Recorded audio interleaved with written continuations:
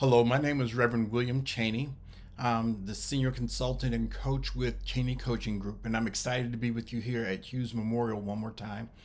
Today, we're going to continue our discussion around the 9 ships that build a church during revitalization. We've already dealt with the individual ships: relationship, discipleship, and membership. And we've already looked at leadership and stewardship. Today, we're going to look at all 3 of the ships that fall under the community or the communal group of activities and that a church needs to be engaged in. And then our final session, which will be next week, will be around worship. And we saved worship for last because of its massive impact on the life of a congregation, especially in the midst of revitalization. So today we're going to do partnership, membership, and fellowship. And remember, all 3 of these fall under the category of the 3 activities or mission focuses that are foci that need to be engaged during revitalization that are community based. The individual ones are personal responsibility, relationship, discipleship, and membership. The things we do as a congregation for revitalizations: worship, leadership, and stewardship. And now these are the elements of connecting with the community. Partnership. We're defining partnership as when you collaborate with organizations in your community to achieve the missional purposes of the church. When you're able to partner with organizations in the community to achieve the missional purposes of the church. When you do backpack drives, does the supermarket and the school, do you partner with them together and you're the common meeting place? When there's tutoring, do you bring in Boys and Girls Club and members from your own church to come up with a tutoring packet and opportunities for young people? Who do you partner with in community to achieve the missional purposes of the church? This can happen in several different ways, but we see it in action when we look at the scriptures in Matthew 15:32 through 39. It's a familiar scripture. It's when Jesus fed the multitude. It says, "Now Jesus called his disciples and said, I'm sorry for the crowd being what they have been for 3 days and having nothing to eat. I don't want to send anyone away hungry for fear that they won't have enough strength to travel." His disciples replied, Where are you going to get enough food in the wilderness to satisfy such a great number of people? Jesus said, How much bread do we have? They responded, 7 loaves and a few fish. He told the crowd to sit on the ground. He took the 7 loaves and the fish. He gave thanks and broke them into pieces and gave them to the disciples. And the disciples gave them to the crowds. Everyone ate until they were full. The disciples collected 7 baskets full of leftovers. 4,000 men ate, plus women and children. And after dismissing the crowds, Jesus got into the boat and came to the region of Magadan. I apologize. You see, there was a partnership between the little boy and Jesus. Actually, in I believe it's in Luke, you see where it was Andrew who actually went out and found this young man who was willing to share what he had for the building of the kingdom, because people had already been there hearing Jesus teach. This kind of partnership, though, allowed everybody to eat. And so there was a little bit of strain on the disciples and there was a little bit of strain on the little boy, but in the end, everybody benefited. And that is the purpose of a partnership.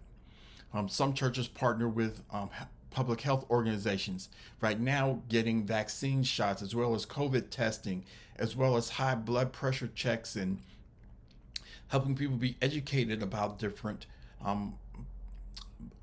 health issues. And that's a community partnership, helping to feed the hungry. Who are you partnering with?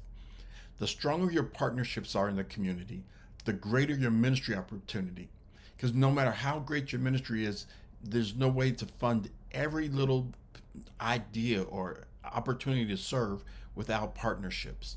So Partnerships are a practical way of gaining partners in the mission where they can do what they do best, you do what you do best, but the church becomes the center of the activity.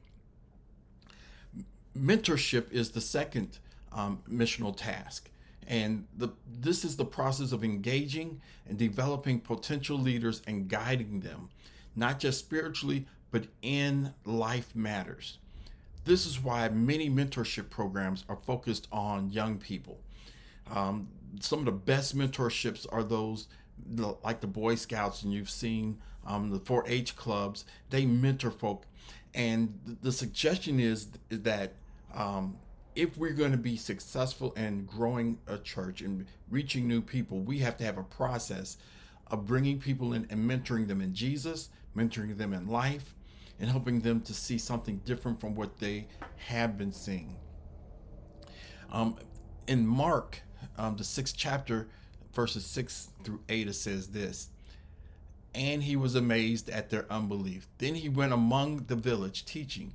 He called the 12 and began to send them out 2 by 2 and gave them authority over the unclean spirits. He ordered them to take nothing on their journey except a staff, no bread, no bag, no money in their belts. See, he had already taught them how to live organically and to go out and to teach. Jesus had already spent the time, the energy, and the focus to help them better understand how to be Christians in the world. And this was their final exam, basically. He was sending them out before so that they could exercise the gifts and skills that they'd acquired from sitting around having meals with him, listening to him teach, watching him. This is the type of thing that needs to happen. Many people today, especially Gen Z, many of them have only been to church for either funerals or for weddings. When we're talking about reaching people who are far from God, we have to understand that it's a process to understand how to be in church. And if we don't teach them, they're not going to learn. It's not like our parents where if we slept in the house, we had to, on Saturday night, we were going to church Sunday, and it was a part of the lifestyle. That has changed. And as a result, when we find people who were able to engage in a relationship and be able to share and disciple them, we also have to mentor them into being Christians, believers, and how they will be leaders within the community. The final communal missional purpose is fellowship. We have to fellowship not only internally with other believers in our congregation, but externally.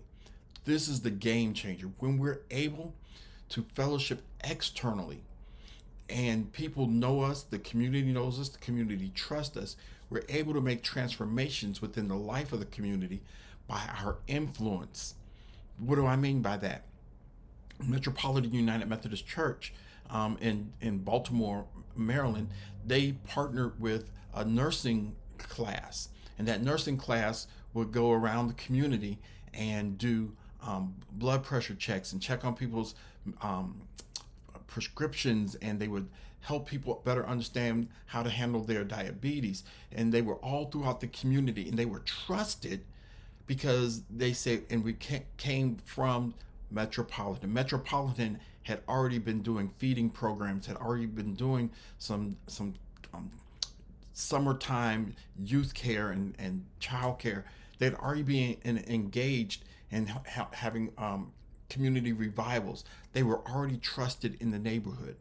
So when the nursing group came from Johns Hopkins, they didn't trust them because they came from Johns Hopkins. They trusted them because they came from Metropolitan. They were working on behalf, and that was their home base. And that blessing that the church had already created in the community then came upon others. And that fellowship then allowed the partnerships to grow even better. But you had to do work. You have to do the work up front of fellowshipping beyond just not having dinners for yourself, and sometimes it's going to cost that we have fellowship for others. The key is all three areas in the community, all three missions within the community are very outwardly focused. Partnerships are outside the church. Mentorship is beyond the church, and fellowship. All of these are meant to push the church beyond its four walls. Because in the process of revitalization, what we learn is that we don't reach new people doing the same old things. Let me say it again. We don't reach new people doing the same things. And when we're not engaged in helping to our congregations see and meet people beyond the four walls, we're so inwardly focused that we miss the opportunity to share Christ, even if the first step is just sharing a loaf of bread, a warm smile, or engaging in conversation. Once again, my name is Reverend William Cheney. I want to thank you. The worksheet will help you have a discussion around these three. And I just pray that you have a blessed day. Thank you very much for this time.